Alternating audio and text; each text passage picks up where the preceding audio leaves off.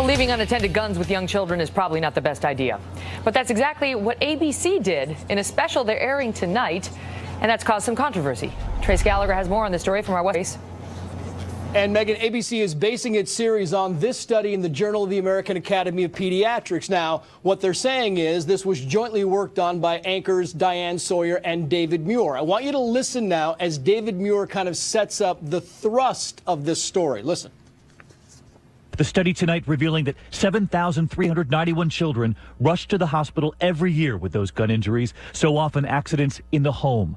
453 of those children die at the hospital. You've seen it often when it's an accident inside the home.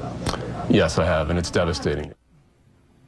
Now, gun advocates complain that this is badly taken out of context because what they fail to mention is that of the 7,000 plus gun injuries, the vast majority involve males, mostly black males between the ages of 15 and 19, and the vast majority of the shootings were crime related. The study also included suicide attempts, BB guns, and pellet gun injuries. ABC then tries to illustrate how some children do not shy away from guns. They went to an elementary school in Florida. They were shown, the kids, an NRA safety video, and then they were given a gun safety test by the police department itself. Then after that, the police department actually hid two guns, one in toys, another one in a backpack that was surrounded by candy. And in both cases, apparently we don't have the video, the kids found the guns, and in one case, one of the children found the unloaded gun and pointed it at himself. But the gun advocates say if you want to teach gun safety to kids or point it out, you should not hide these guns in toys and surrounded by candy. Megan. All right, Trace, thank you. Joining me now, Lars Larson, host of The Lars Larson Show, and Leslie Marshall, who's a radio talk show host and a Fox News contributor.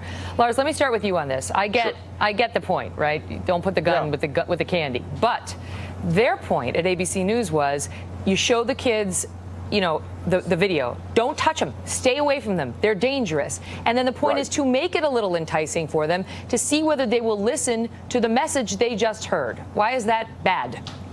Well, it's not bad to teach the kids about gun safety, and frankly, the NRA's Eddie Eagle program, Stop, Don't Touch, Leave the Area, Tell an Adult, is a good one. But how many parents do you know, even you, Megan, as a mom, do you tell your kids one lesson one time and expect them to follow it religiously after that? We know as parents that we have to tell kids the same messages over and over again, and there's nothing wrong with that. What is wrong is for a television network to run this kind of staged experiment that would be no more significant than if they'd hid a butcher knife in a bunch of candy and then had the adult leave the room. Wonder what the kids are going to do. Or a power tool or some household chemicals. It doesn't prove anything other than that kids are inquisitive, which every single parent knows kids are inquisitive. And it doesn't address the problem. As the numbers suggest, most of the so-called children that are taken to hospitals are late teenage aged kids up to 19 who are involved in crime. Ones.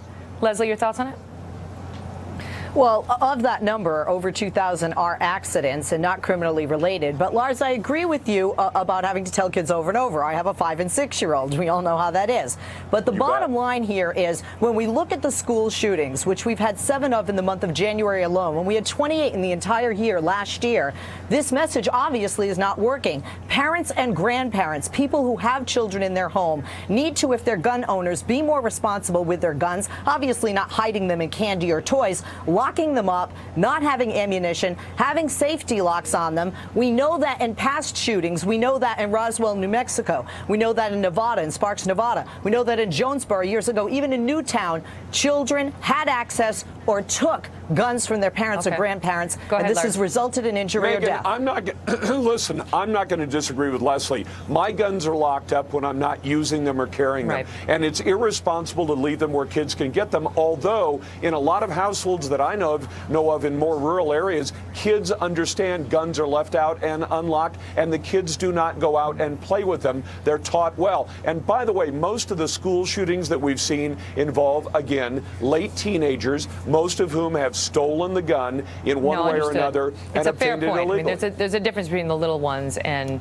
you know, teenagers who get their hands on guns. Panel, thank you both. Thank you, Megan. Thank you.